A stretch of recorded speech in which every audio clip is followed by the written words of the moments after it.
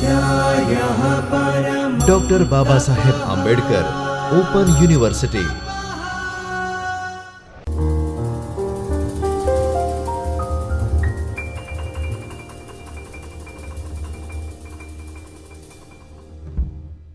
અર્થને આધારે રૂપ ઘટકના પ્રકાર, સામગ્રી અને કાર્યરૂપ શું હોય છે? ચાલો આપણે જોઈએ આ વિડીયો અંતર્ગત. ડૉક્ટર બાબા સાહેબ આંબેડકર ઓપન યુનિવર્સિટીના ચૈતન્ય સ્ટુડિયો પરથી હું છું ડૉક્ટર રજની પરમાર. નમસ્કાર દોસ્તો, આજે આપણે આ વિડીયો અંતર્ગત અર્થને આધારે જે રૂપ ઘટકના પ્રકારો પડે છે તેની ચર્ચા કરવાના છીએ. તે પહેલાં તમે આ પેપરનો પરિચય મેળવી લેશો. MGT 102 નામનું જે પેપર છે તેમાં આપણે ગુજરાતી ભાષા, પરિચય અને અભ્યાસ એવા શીર્ષક હેઠળ કામ કરીએ છીએ. આ પેપર અલગ અલગ વિભાગમાં છે, જેના આપણે છઠ્ઠા બ્લોકમાં છીએ, જેનું શીર્ષક છે ગુજરાતી ભાષા, જેનું રૂપતંત્ર. આપણે અગાઉના વિડીયોમાં આ જે છઠ્ઠો બ્લોક છે તેના એકમ 1 અંતર્ગત રૂપ ઘટક કોને કહેવાય તેની ચર્ચા કરી છે. એના કેવા પ્રકારો હોય તેની વાત હવે આપણે આ વિડીયો અંતર્ગત કરવાના છીએ. તો જે વિદ્યાર્થીઓ મુખ્ય વિષય ગુજરાતી સાથે BAOUમાં MA કરે છે, આ સાથે નેટ, જીસેટ અને GPSC જેવી પરીક્ષાની તૈયારી કરે છે, તે વિદ્યાર્થીઓને આ વિડીયોની સામગ્રી જરૂરથી કામ લાગશે. તો આપણે એકમ 2 અંતર્ગત જે રૂપ ઘટકના પ્રકારોની ચર્ચા કરવાના છીએ તેના તરફ હવે આપણે આગળ વધીશું. તમને અહીં જે એક સ્લાઇડ દેખાઈ રહી છે તેમાં રૂપ ઘટક છે તેને કેવી રીતે અલગ અલગ પ્રકારમાં વિભાજિત કરી શકાય તેની એક માહિતી આપેલી છે. આમ તો ભાષા છે એની વિવિધ વ્યવસ્થાઓ છે, તેને આપણે યોગ્ય રીતે વર્ણવીએ એ માટે રૂપ ઘટકને આપણે અર્થ, પછી એનો પ્રયોગ કે પછી એટલે કે એનો વપરાશ અને એનું જે કાર્ય છે એના આધારે અલગ અલગ 3 વિભાગોમાં વહેંચી શકીએ છીએ. તો એ જે વર્ગ છે તમારી સામે રહેલો છે, જો આપણે માત્ર અર્થને જોવા જઈએ તો રૂપ ઘટક છે કેવા કેવા પ્રકારમાં હોય તો આપણને ખબર પડે કે કેટલાક છે તે કોષગત અર્થ ધરાવે, જેને આપણે સામગ્રી રૂપ તરીકે ઓળખીએ છીએ. કેટલાક રૂપ છે તેમની પાસે વ્યાકરણી અર્થ હોય તો તેમને આપણે કાર્યરૂપ તરીકે ઓળખીએ છીએ. વળી જો આપણે એનો પ્રયોગ એટલે કે ભાષામાં તેનો વપરાશ કેવો થાય છે તેને આધારે જોવા જઈએ તો આપણને મુક્ત અને નિબદ્ધ એવા 2 પ્રકારના રૂપ મળે છે. વળી વાક્યમાં એ કેવી રીતે કાર્ય કરે છે, પ્રયોજાય છે, તેના આધારે જો આપણે જોવા જઈએ તો આપણને અંગ સાધક પ્રત્યય, પદ સાધક પ્રત્યય આવા 2 પ્રકારના રૂપ મળે છે. તો આમ આપણે જોયું તો આ આપણા રૂપો છે એનું વર્ગીકરણ આપણે મુખ્ય 3 વિભાગમાં અને દરેક વિભાગમાં 2 પ્રકારમાં કરી રહ્યા છીએ. તો હવે આપણે આ વિડીયો અંતર્ગત અર્થને આધારે જે રૂપ ઘટકના પ્રથમ 2 પ્રકાર તમને દેખાઈ રહ્યા છે તેની ચર્ચા કરવાના છે. એ પૂર્વે તમારા મનમાં રૂપ એ શું છે એ બરાબર સ્પષ્ટ હોવું જોઈએ, તો જ તમને આ વિડીયોની સામગ્રી બરાબર સમજાશે. એટલે આ વિડીયોની પૂર્વે જે વિડીયો છેલ્લે મુકાયો છે તેમાં બરાબર સમજાવેલું છે. પૂર્વે 2-3 વિડીયો મૂક્યા છે જેમાં રૂપ શું કહેવાય. તો સૌ પ્રથમ 5મા બ્લોકમાં તમે ધ્વનિ ઘટકને સમજ્યાશો. ધ્વનિ ઘટક એટલે કે જે ભાષાનો જે લખાતો અને બોલાતો છે એવો ઘટક, જેને આપણે ધ્વનિ ઘટક કહીએ છીએ, જેમાં આપણા અત્યારની સ્વર અને વ્યંજનની વ્યવસ્થા છે તેને સમાવીએ છીએ. જ્યારે રૂપ ઘટક એ છે કે જ્યારથી અર્થ આપવાનું ચાલુ કરે એવા ભેગા થયેલા ધ્વનિઓનો જે સમૂહ છે જેને આપણે રૂપ ઘટક તરીકે ઓળખીએ છીએ. એ રૂપ ઘટક છે, ઉપરાંત ઉપરૂપ ઘટક હોય છે. એ બધી વાતો આપણે અગાઉના વિડીયોમાં કરી ગયા છે. રૂપ ઘટક કેવી રીતે તારવવું તેના કેટલાક સિદ્ધાંતોની ચર્ચા પણ આપણે અગાઉના વિડીયોમાં કરી છે. એટલે હવે પછી રૂપ કેવા હોય એને આપણે જોવાના છે અને એમાં તમારી સમક્ષ આ 3 અલગ અલગ વર્ગીકરણ જોવા મળે છે.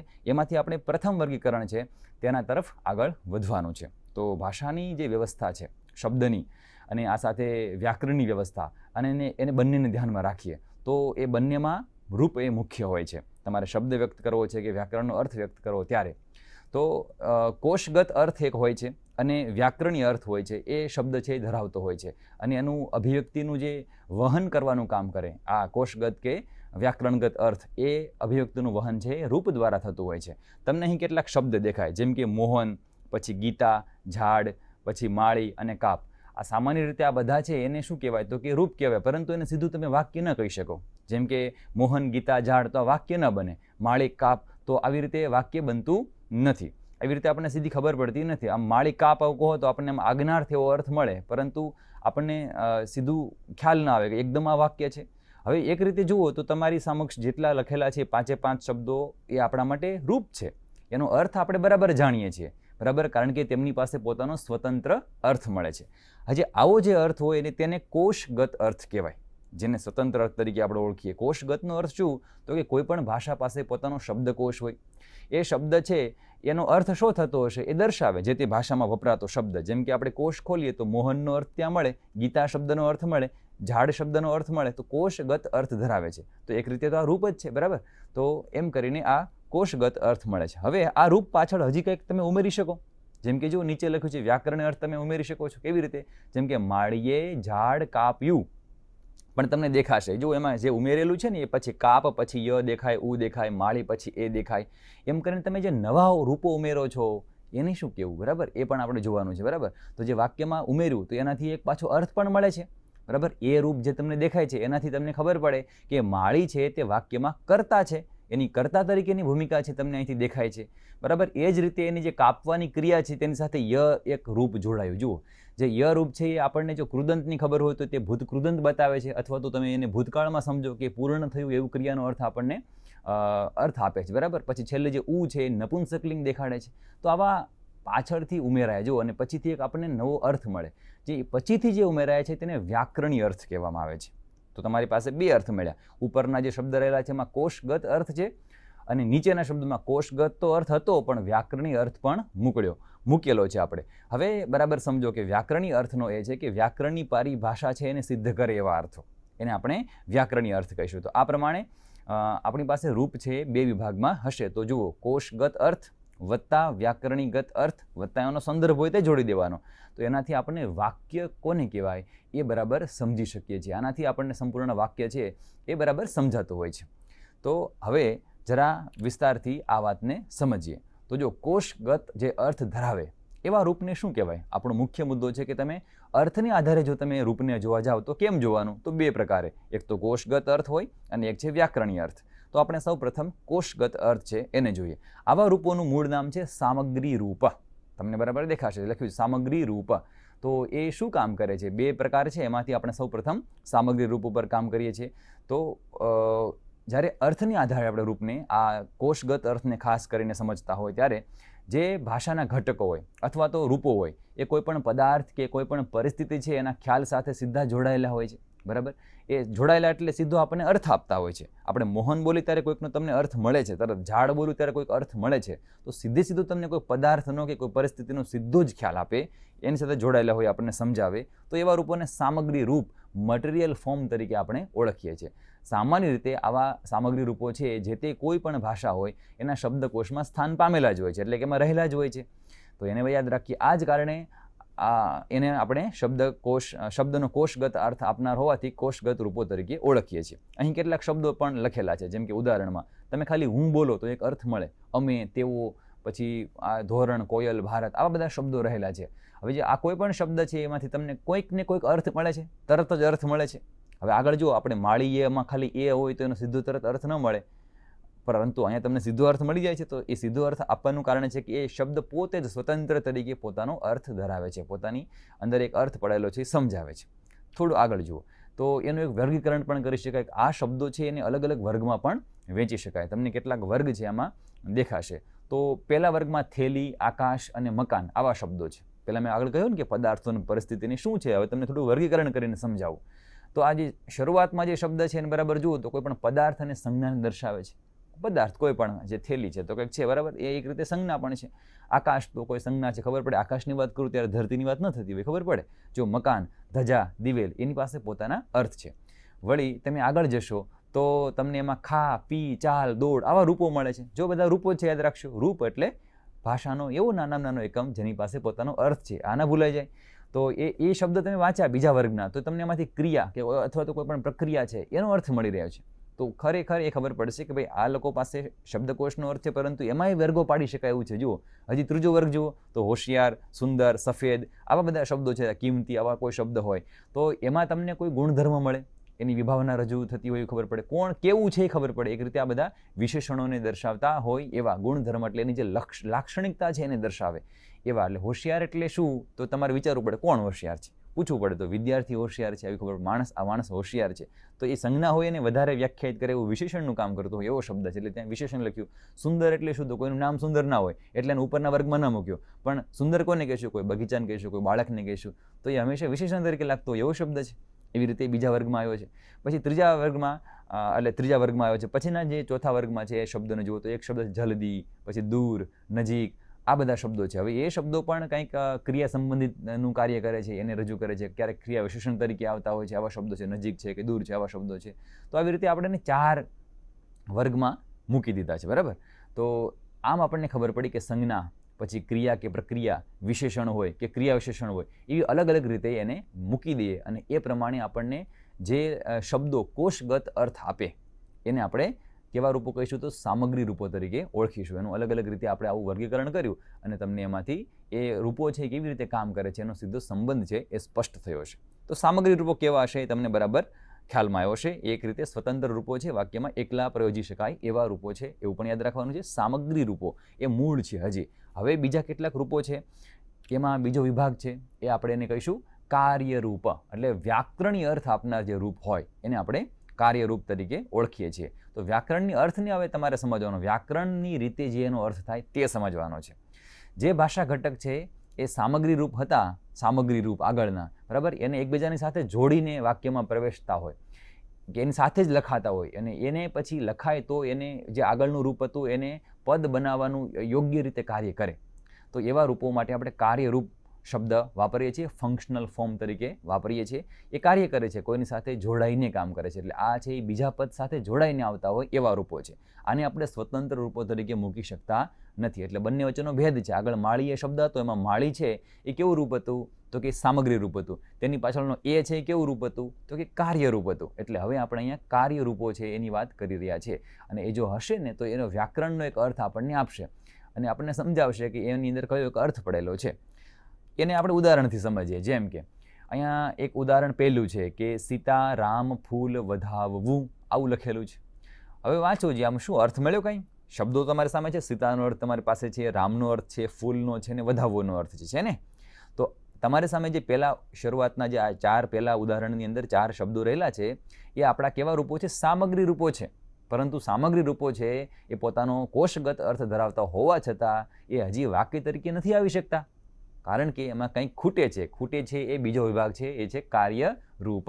એટલે અહીંયા તમને સીધો કોષગત અર્થ મળે પણ વાક્યનો સીધો અર્થ મળી શકતો નથી. એટલે તમારે જવાનું બીજા વાક્ય પાસે. લખ્યું છે સીતાએ રામને ફૂલથી વધાવ્યા.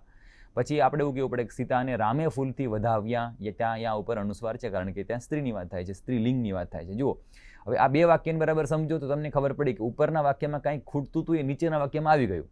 શું આવ્યું તમે બરાબર જોશો, શબ્દોનો ક્રમ બરાબર યોગ્ય છે પરંતુ બીજા અને ત્રીજામાં આપણે કર્તાને બદલી દીધા છે. રામની જગ્યાએ સીતા મૂક્યા, સીતાને બદલે રામને મૂક્યા. ત્યારે આમાં થોડોક બદલાવ શું આવ્યો છે બરાબર જોજો એટલે તમને ખ્યાલ આવશે. ઉદાહરણ 2 ને સમજો તો એમાં સીતા છે ક્રિયા કરે છે એ તમને ખબર પડે છે અને એની વધાવવાની ક્રિયા એમના દ્વારા થઈ છે, બરાબર, અને એ પાછી રામને અનુલક્ષીને થઈ છે. વળી જો તમે બીજું ઉદાહરણ જુઓ તો તમને ખબર પડે છે કે રામ હવે ક્રિયા કરે છે અને સીતા છે એ વધાવવાની ક્રિયાને સીતાને અનુલક્ષીને આ વધાવવાની જે ક્રિયા છે એ થઈ છે. હવે કેમ ખબર પડી કે આવું છે? એ કેમ ખબર પડી ગઈ? તો કે આપણે તો કેટલાય સમયથી ભાષાને સાંભળતા આવ્યા, એના આધારે ખબર પડી ગઈ. પરંતુ અહીંયા આપણે તો વ્યાકરણની રીતે જોવાનું છે. આ તો સાંભળીને આપણને ખબર પડી જાય, પણ આવું થાય છે કેમ? તો એનું કારણ છે એની કારક વ્યવસ્થા, શબ્દની સાથે જોડાયેલા પ્રત્યયો. જેમ કે એ અને ને ક્યાંક લાગ્યા છે, તમે શોધી કાઢો ક્યાં લાગ્યા છે. જે ઉપરના વાક્યમાં નહોતા અને બીજાને ત્રીજામાં હતા એમાં એ અને ને પ્રત્યય લાગ્યા છે. તો એનું કારણ છે એ પ્રત્યય જ્યારે લાગે ત્યારે કર્તાનો અર્થ મળે છે, બરાબર. દર વખતે નથી હોતો પરંતુ આ વાક્યમાં એ જે પ્રત્યય છે એ કર્તાનો અર્થ આપે, કારણ કે એ પ્રત્યયના ઘણા બધા કામ છે. એના માટે તમારે ગુજરાતીની કારક વ્યવસ્થા, વિભક્તિની વ્યવસ્થા પણ સમજવી જોઈએ. પરંતુ હમણાં તમને સમજાશે કે અહીં એનું કામ છે તે કર્તાનું કામ છે. એટલે સીતાએ કહો એટલે કે આ કામ સીતાએ કર્યું એ ખબર પડે તો એ સીતા કર્તા થયા. પછી ને પ્રત્યય લાગ્યો છે તેમાં કર્મનો અર્થ ઉમેરાય છે, બરાબર. એટલે અહીં કોણ કર્મનો અર્થ આપતો એ પ્રમાણે કોને એવું તમે પૂછો એટલે ખબર પડે તો કે રામને. એટલે એ અર્થનો એમાં એ અર્થ ઉમેરાયો છે. તો જુઓ એ અને ને છે. આ ઉપરાંત થી છે, ફૂલથી વધાવ્યા. શાનાથી વધાવ્યા? તો એક રીતે વિભક્તિમાં એને કરણ વિભક્તિ કહેવાય. તો એમાં સામગ્રી રૂપ છે એ રીતે આ બધું આવ્યું. જો તો કે આ કરણનો અર્થ આપશે તો એના દ્વારા. તો પછી અહીં તમને ખબર પડે કે સામગ્રી રૂપના કર્તા, કર્મ અને સાધનના કારકત્વ છે એ સીધો જ આપણને વિભક્તિનો સ્પષ્ટ નિર્દેશ કરે છે. એટલે એ રીતેથી તમને ખબર પડી કે ક્યાંક આપણને વિભક્તિ ખબર પડે, ક્યાંક વળી કાળ પણ ખબર પડે, કાળની પણ ખબર પડશે. નીચે જરા આવશો તો એ એક રૂપો પણ તમને શબ્દો જોવા મળશે, બરાબર. ક્યારેક આપણને વ્યાકરણ અર્થો પણ આપતા હશે. કાળની ખબર કેવી રીતે પડે તો કે ભાઈ તમે ગયું એમ કહો તો એ ભૂતકાળ છે એમાં યથી ખબર પડે ને, તો એ કાળનો અર્થ આપતા હોય છે, એવા રૂપો હોય છે.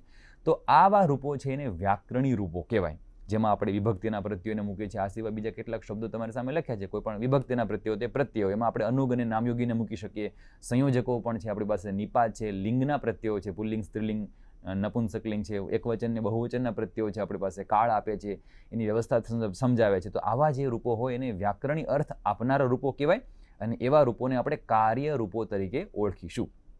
તમારે એક બાબત આમાં ખાસ નોંધવાની છે કે જે કોષગત અર્થ છે અને વ્યાકરણી અર્થ છે એ બે પ્રકારના અર્થમાં વધારે પ્રાથમિક કોણ, સૌથી પહેલા અર્થ કોણ છે, સૌથી પહેલું રૂપ કયું, એમ તો યાદ તમારે રાખવાનું છે કે કોષગત અર્થ ધરાવતા રૂપો છે પહેલા છે, એટલે કે સામગ્રી રૂપો પહેલા છે. જો સામગ્રી રૂપોનું અસ્તિત્વ જ નથી તો કાર્યરૂપોની આપણે જરૂર નથી. એટલે આ બેમાંથી પ્રથમ પહેલા ક્રમમાં એટલે જ એને લખ્યા છે.